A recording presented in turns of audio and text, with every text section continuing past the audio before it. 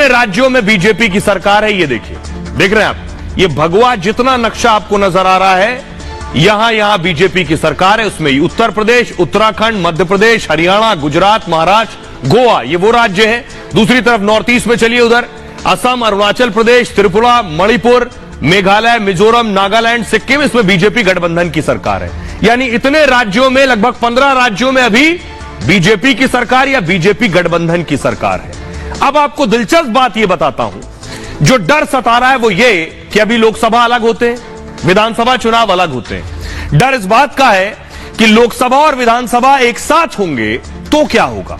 अभी लोकसभा और विधानसभा अलग होते हैं तो दो नतीजे मैं आपको दिखा रहा हूं, बड़ा दिलचस्प आपको समझ में आएगा वोटर का माइंडसेट, कि वो लोकसभा में कैसे मोदी को वोट देता है और विधानसभा में कैसे केजरीवाल को दे देता है। यही डर है इनको। डर क्या है?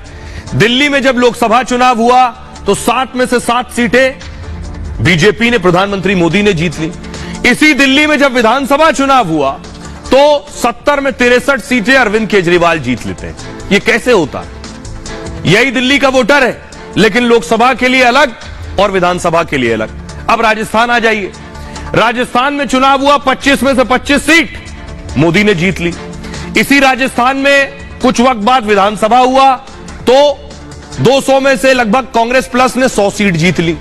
अगला राज्य देखिए, 11 में से 9 सीट छत्तीसगढ़ में मोदी ने जीत ली। और कुछ वक्त पहले चुनाव हुआ, छत्तीसगढ़ का चुनाव होना है, तो 90 में से 68 सीट कांग्रेस ने जीत ली।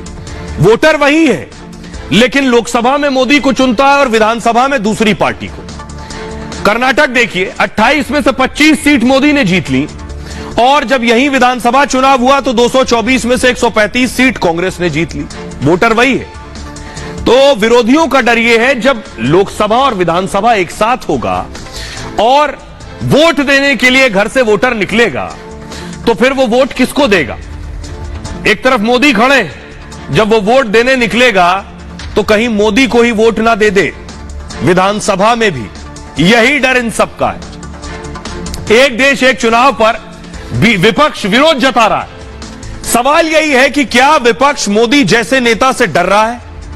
मोदी 2014 से लगातार देश के प्रधानमंत्री, 2024 में भी मोदी जीते तो यह उनकी हैट्रिक हो जाएगी।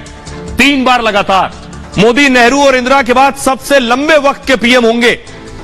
मोदी इस दौर के इकलौते सबसे लोकप्रिय नेता है, ये एक सच है, इसे कोई नहीं नकार सकता। जितने नेता इनमें इधर खड़े हैं, मोदी की लोकप्रियता के आगे कोई नहीं ठहरता है, यह एक सच है, इस बात को कोई इनकार नहीं कर सकता। लोकसभा चुनाव में कई नेता सिर्फ मोदी के नाम पर ही चुनाव जीत जाते हैं, यह भी सच है। लोकसभा में बहुत से नेता इसलिए चुनाव जीत जाते हैं, वोटर वोट देने जा रहा है, उसे अपनी संसदीय क्षेत्र के उम्मीदवार का नाम भी नहीं पता होता, वो सिर्फ ये जान रहा है कि मोदी को वोट देना। ऐसे भी बहुत सी जगह लोग चुनाव जीतते हैं, ये सच है। मोदी की इसी लोकप्रियता से विपक्ष घबराया हुआ है। विरोधी कह रहे हैं एक साथ चुनाव से एक ही दल को फायदा हो जाएगा, क्षेत्रीय दलों को नुकसान होगा, क्षेत्रीय मुद्दे प्रभावित होंगे। उन्हें लग रहा है क्षेत्रीय दल तो फिर खत्म हो जाएंगे, सिर्फ राष्ट्रीय पार्टियां रह जाएंगी। विपक्ष का इशारा सीधे सीधे मोदी की तरफ है। एक साथ चुनाव होने पर वोटर एक साथ वोट करेगा, यानी लोकसभा और विधानसभा में एक साथ वोटिंग होगी। ऐसे में राष्ट्रीय पार्टियों को ज्यादा फायदा हो सकता है। अगर वोटर मोदी से प्रभावित होकर वोट करेगा तो वो केंद्र और राज्य दोनों में बीजेपी को वोट दे देगा। ऐसे में केंद्र के साथ ज्यादातर राज्यों में बीजेपी की सरकार बन सकती है। कई बार वोटर कहते हैं वो मोदी को ही वोट दे रहे हैं, स्थानीय वोटर को स्थानीय प्रत्याशी की जानकारी तक नहीं होती है।